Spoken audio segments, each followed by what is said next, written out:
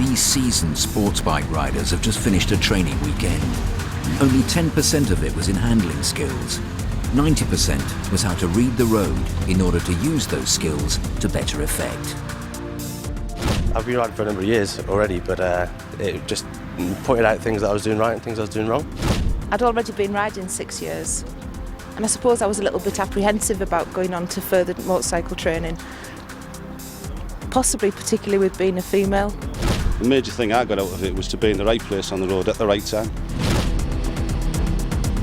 That's why you can tell a successful rider, not just from here, but from here. It's what advanced trainers call scan and plan.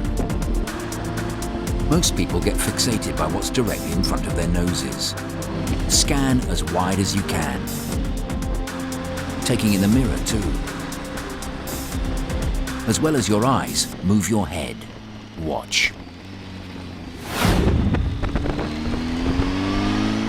As we come over the top, what can we see? Straight road, left-hand bend shown on the warning sign. Looking across the bend, we've got the white transit van in the entrance, shows us we've got a right-hand bend. We can see the grey car leading down there now.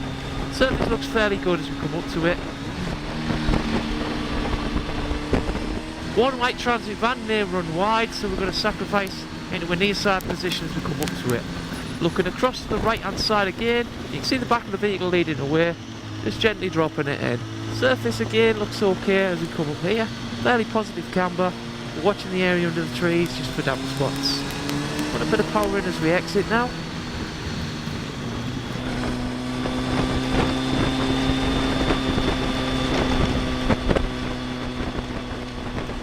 White transit van leading away. And we've got the end of the car here. Watching the farmhouse entrances as we come through. Sticking with an near side position to give me a view in the entrances. As we come up, we've got one vehicle approaching. Road dips down, goes straight, banks left a little further down. Just position as we come up behind the vehicle. Looking across, we can spot the white transit van through the trees again. 12 o'clock directly, you can see bleeding away on a nice long straight.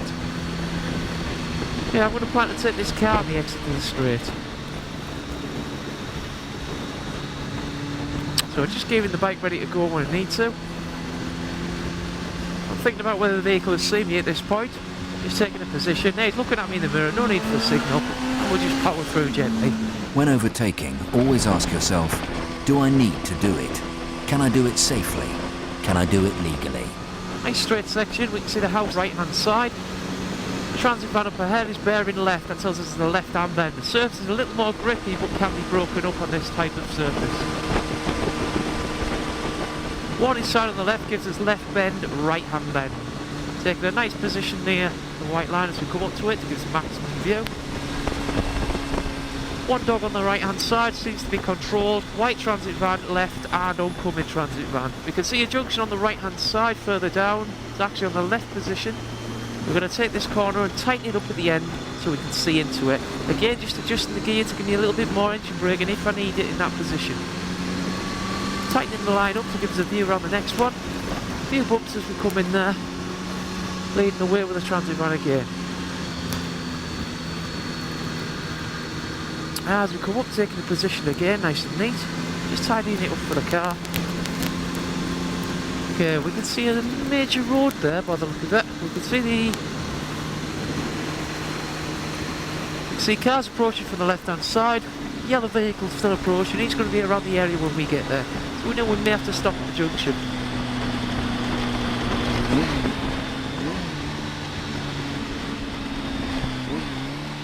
Just bringing the bike down nice and steady. Let's bring it down on the brakes now. Stay a distance away from the truck just in case he reverses. Selecting potential hazards. How many can you see? If you can't see it, you can't plan for it. With trucks, remember, 40 miles an hour is the legal limit on a single carriageway. What can you see from close up behind this truck? Precious little.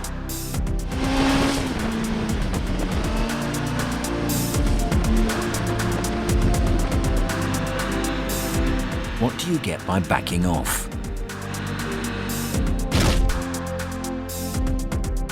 You've seen and planned for him, but has he seen you? Look on both sides, then let him get a good look at you first by holding a wide position. That way, he doesn't swerve into you when you ride past and he gets a shock. It's especially important if the plates are foreign. The driver's looking in his wing mirror. He's seen you. Gear, revs, road space ahead to move into, extra speed required before next bend. All should be planned before taking this position. Right, go.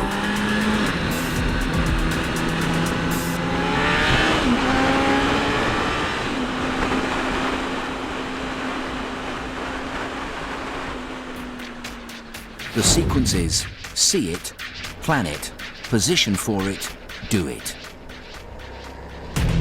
Sharp overtakes are no different. If you plan early, brakes should not be needed. Observation gives you the edge.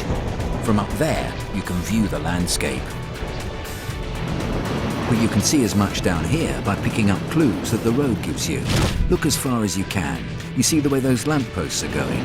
They show the line the road will take.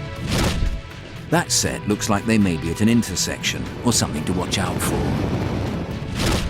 See that cluster of lampposts ahead? What are the odds that it's a roundabout? Road signs inform you.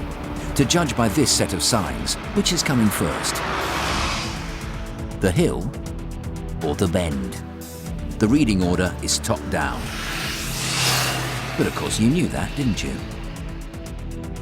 Roadworks mean passing traffic could be spreading gravel way ahead to the next bend. So beware. Use reflective surfaces like windows to look around corners. Put your eyes there before your bike. Can you see what's stopping ahead? Someone's getting up inside that bus. So what's the bus about to do? Worn surfaces decrease grip. With dew or drizzle can become slippery. Use all your senses. See it, feel it, hear it, even smell it.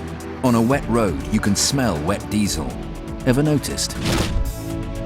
It all adds up, a million observational links that tell you what's likely to happen, but only if you know how to read the clues. Find out more about how at the end of this chapter. Remember the formula. See it, plan it, position for it, do it. Bear in mind that 54% of motorcycle crashes happen in the country. A quarter involve no other vehicles, and over a third of riders were killed or seriously injured. Could you do with brushing up your techniques after the winter layoff? Reading the road can also give you a performance bonus once you learn the secret of the limit point. You've seen it. It's the point on the road ahead where one side of the road appears to touch the other. When it's way in the distance, the road is obviously straight. Where it gets closer, it means the road's going to bend. If the limit point is coming towards you, it's a sign of a sharp bend and an early warning to slow down. Now it's staying constant. The bend's constant too, and so is your speed. Look, it's starting to move away, which means the road is going to open up and you can put the power on, depending on road conditions. Perhaps earlier than someone who doesn't know their limit points. Put reading the road into practice and you'll gradually find you've a lot more time when riding at pace to make choices based on what you want to do, not have to do. It highlighted a few things that I thought I was doing right, and a few things that it turns out that I wasn't. I feel safer now because being on the right place on the road, I can see further around bends. I know when things are coming at me, and if I need to, then I've got plenty of time to get out of the way. I feel a lot more confident in my own ability now. I've been shown techniques that really help me to make progress more. You can buy little bits for your bike that cost a few pounds, but for the money I spent on this, the best money I ever spent on my bike. Try a course like these guys, or go it alone like these.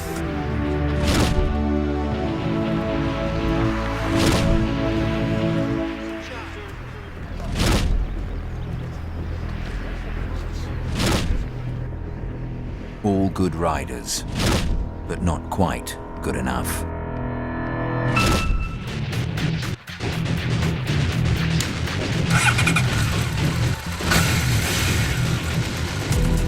For your nearest advanced skills course, go to Skills Enhancement.